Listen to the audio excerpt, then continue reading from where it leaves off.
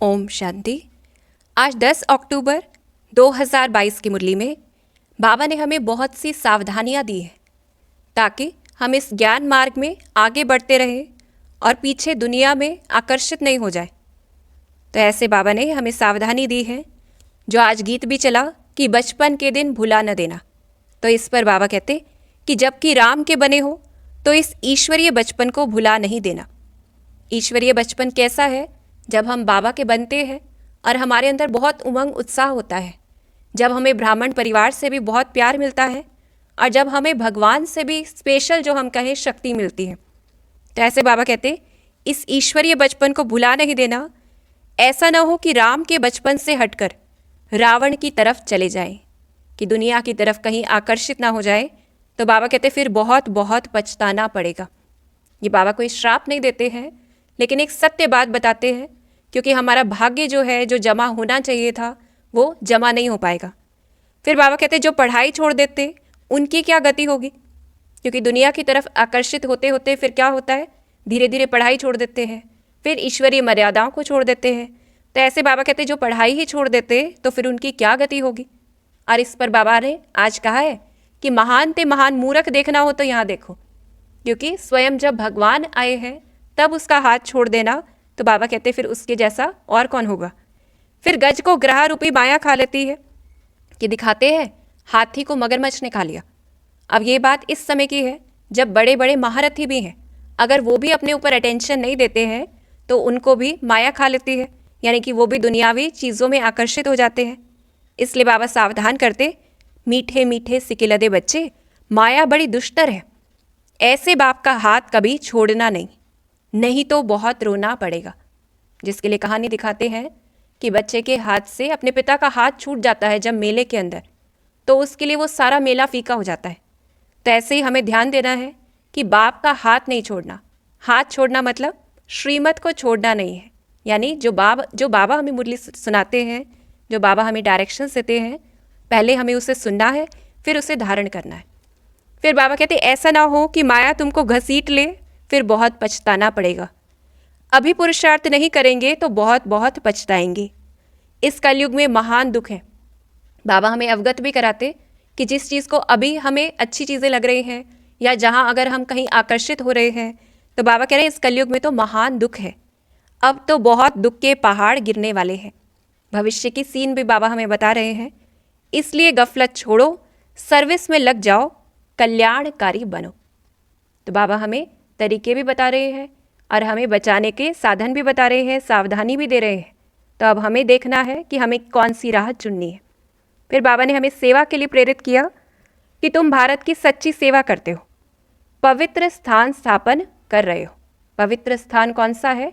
स्वर्ग है, जिसकी अब स्थापना हो रही है। हम सभी बच्चे कर रहे हैं और ये तो पुराना कलयुग है। आज हमें इस स्थान की, या ये कहें एक नई दुनिया की, हर कर्म से, हर संकल्प से नई दुनिया की क्रिएशन करनी है, या नई दुनिया को क्रिएट करना है। क्योंकि आज बाबा ने कहा है नापाक स्थान तो ये पूरी दुनिया ही है, तो अब हमें पाक स्थान बनाना है। फिर प्रदर्शनी आदि करते हैं तो क्या करते हैं? नापाक को पाक बनाने के लिए, कि दुनिया नापाक और एक तरह से आत्माएं जो नापाक हो गई उनको पावन बनाने के लिए। फिर बाबा ने कहा विघ्नों को भी मिटाना होता है। इसमें हर्ट फेल यानी दिल शिकस्त अथवा सुस्त नहीं होना है, कि विघ्न आते हैं, सेवा में कोई विघ्न आते हैं, या किसी भी रूप से पुरुषार्थ में कोई विघ्न आता है, तो उसमें उसको मिटाना होता है। इसमें हर्ट फेल या दिल शिकस्त यानी कि अपने आप से डीमोटिवेट नहीं होना है, और बाबा कहते सुस्त नहीं होना है। फिर बाबा समझाते कि कोई भी हालत में सर्विस ज़रूर करनी है, पतितों को पावन बनाने की। तुम्हारा धंधा ही यह है, और कोई बातों में तुम्हारा तल्लुक ही नहीं है। बाबा क्लियर डायरेक्शन देते कि हमारा तो धंधा ही यह है, और अगर कोई अपना धंधा नहीं करे तो क्या होगा? लॉस होगा। इसलिए बाबा समझा रहे हैं। और फिर देखना है हमने कितनों को नापाक से पाक बनाया है। देखना है कि हमने कितनों को नापाक से पाक बनाया है। तो जैसे कल भी बाबा ने कहा, ऐसे हम अपनी दृष्टि चेक करें, अपनी वृत्ति चेक करें, अपना कर्म चेक करें, क्योंकि उसी से क्या है, वायुमंडल परिवर्तन हो रहा है। और हमें सेवा में जो है अपने आप को सहयोगी बनाते रहना है। फिर बाबा ने हमें सेवा की अलग अलग पॉइंट्स दी हैं, कि जैसे हम बता सकते हैं महाभारत की लड़ाई लोग तो क्या कहते हैं, भगवान ने कराई। अब भगवान हिंसक युद्ध कैसे कराएंगे? और भगवान ने युद्ध कौन सी सिखलाई है? रावण पर जीत पाने की। तो हमें ये सभी को बताना है। फिर बाबा ने बताया कि जैसे कृष्ण और नारायण को क्या करते हैं, सांवरा रंग दे देते हैं। तो इसका अर्थ क्या था? काम चिता पर चढ़ने से मनुष्य का मुंह काला हो जाता है, यानी वो आत्माएं काली हो गई, और काला अक्षर कड़ा लगता है, इसलिए वो क्या कहते हैं, सांवरा कह देते। फिर बाबा कहते हैं ये भी चीज़ें हमें समझानी है कि पूरा सांवरा बनने में क्या, आधा कल्प लगता है, यानी द्वापर और कलयुग लगता है जब आत्मा काली हो जाती है। और गोरा बनने में यानी पवित्र बनने में 1 सेकंड लगता है, जब बाप के ऊपर इस समय निश्चय होता है। जैसे बाबा ने उदाहरण भी दिया है आज कि जैसे लौकिक बाप कहते हैं कि तुम काला मुंह करके कुल का कलंक लगाते हो, तो ऐसे ही इस समय जब हम आत्माएं आसुरी मत पर चलती हैं, बुराइयों के मत पर चलती हैं, तो दैवी कुल को कलंकित कर देती है, इसलिए कहा सांवरे बन जाते हैं। फिर बाबा ने कहा भगवान शिव जो है वो यहीं भारत में आते हैं, इसलिए ही यादगार यहाँ पे बने हुए हैं। तो हम ये भी स्पष्ट कर सकते हैं कि जो शिव के यादगार हैं, शिवरात्रि मनाते हैं, वो सारे यादगार भारत में ही विशेष हैं, तो इसलिए वो यहीं पर आए हैं। फिर परमात्मा को नाम रूप से न्यारा कहना, ये तो अज्ञान है, क्योंकि जिसका कोई नाम रूप ही नहीं तो वह चीज़ कहाँ से आएगी, फिर उनकी पूजा कैसे कर सकते हैं? तो ये चीज़ स्पष्ट करनी है कि शिवरात्रि भी भारत में ही मनाते हैं। तो जब किसी की शिवरात्रि यानी जन्म मना रहे हैं तो ज़रूर कहीं ना कहीं कभी आया है, उसका कोई नाम भी है, तो कोई ना कोई रूप भी है। फिर बाबा ने आज हमें टाइटल्स दिए हैं कि अभी तुम नापाक से पाक बने हो।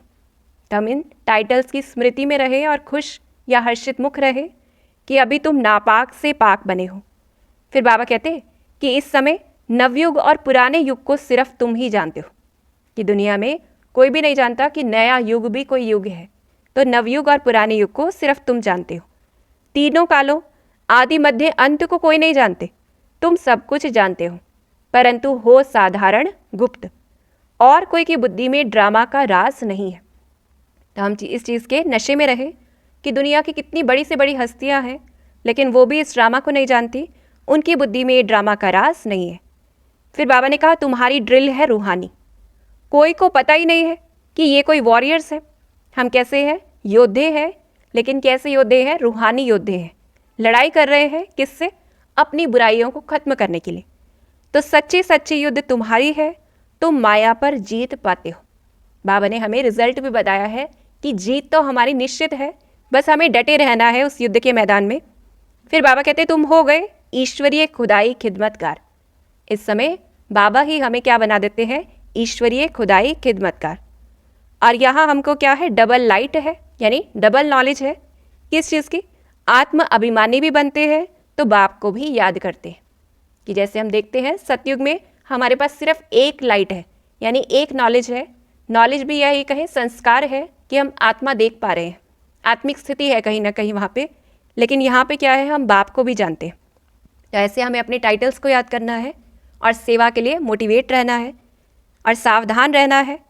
फिर बाबा कहते हैं क्या याद करना है, आज हमें क्या क्या याद करना है।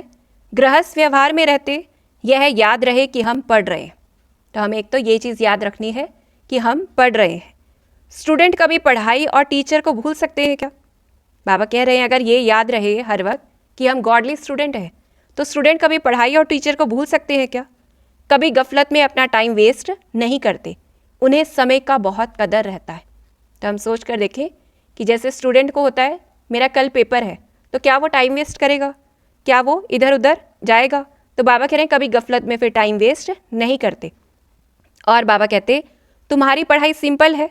कैसे सिंपल है, अल्फ बे को याद करना है, यानी बस ए और बी ही बाबा कहते यही हम याद कर लें कि अल्फ और बे यानी अल्लाह और बादशाही को याद करना है।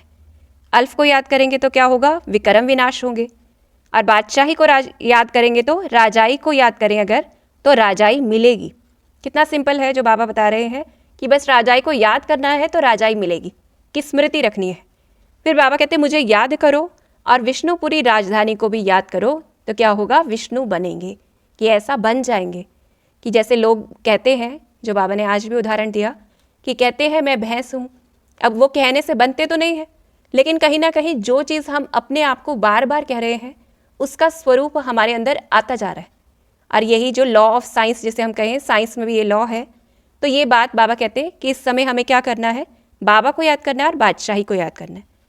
फिर बाबा कहते हैं और क्या याद करेंगे, तुम्हारा मुंह नई दुनिया की तरफ होना चाहिए, सुखधाम जाना है वाया शांति धाम। अब मुंह उधर होने का मतलब क्या है, यानी हमारी बुद्धि सदा अपने घर की ओर और नई दुनिया की तरफ हो। बाबा कहते पुरानी दुनिया को लात मार रहे हैं, कि जो एक चित्र दिखाया जाता है कि श्री कृष्ण पुरानी दुनिया को लात मार रहे हैं और हाथ में गोला है। तो वही बाबा कह रहे हैं इस समय हम क्या कर रहे हैं, पुरानी दुनिया को लात मार रहे हैं, यानी बुद्धि से हम उसे छोड़ते जा रहे हैं। तो दुख धाम को भूलना है, सुख धाम और शांति धाम को याद करना है। बुद्धि में क्या बिठाना है कि ऊंचे से ऊंचा स्थान कौन सा है, हमारा निर्वाण धाम, और हम आत्माएं निर्वाण धाम के निवासी हैं।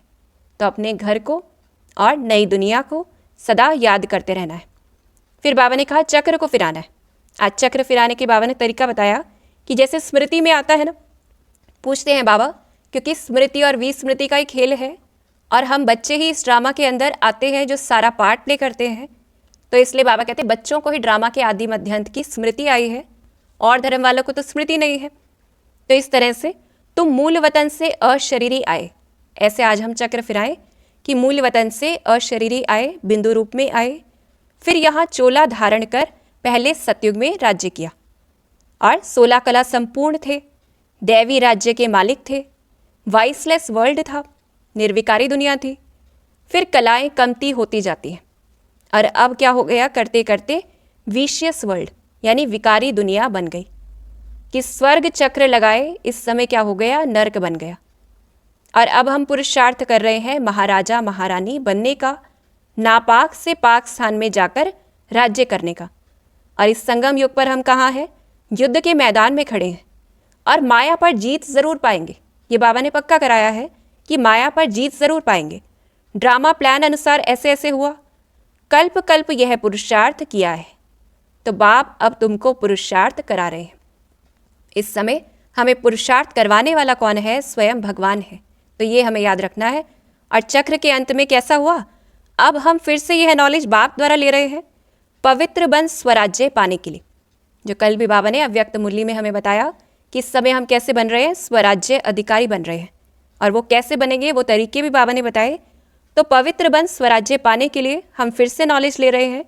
अभी नवयुग आ रहा है, फिर 21 जन्मों के लिए देवता बन राज्य करेंगे और सतयुग में सोने के पहाड़ खड़े हो जाएंगे। तो ऐसे बाबा आज हमें चक्र फिरवाते हैं, हमें इस चक्र को याद करना है। फिर बाबा ने कुछ विशेष शिक्षाएं दी हैं जिसे हमें धारण करना है। अब देह अभिमान निकाल आत्म अभिमानी बनना है। और क्या प्रैक्टिस करनी है, सभी आत्माएं ब्रदर्स हैं, कि हम सभी आत्माएं भाई भाई हैं। तो ये प्रैक्टिस करनी है, चाहे कोई अमीर है, चाहे कोई गरीब है, चाहे कोई छोटा है, चाहे कोई बड़ा है उम्र में या जैसे भी। तो बाबा कहते हैं सभी आत्माएं ब्रदर्स हैं। दूसरा क्या होमवर्क करेंगे, जबकि यह अंतिम जन्म है तो क्यों ना पवित्र बन भविष्य के लिए पूरा वर्षा लेना चाहिए।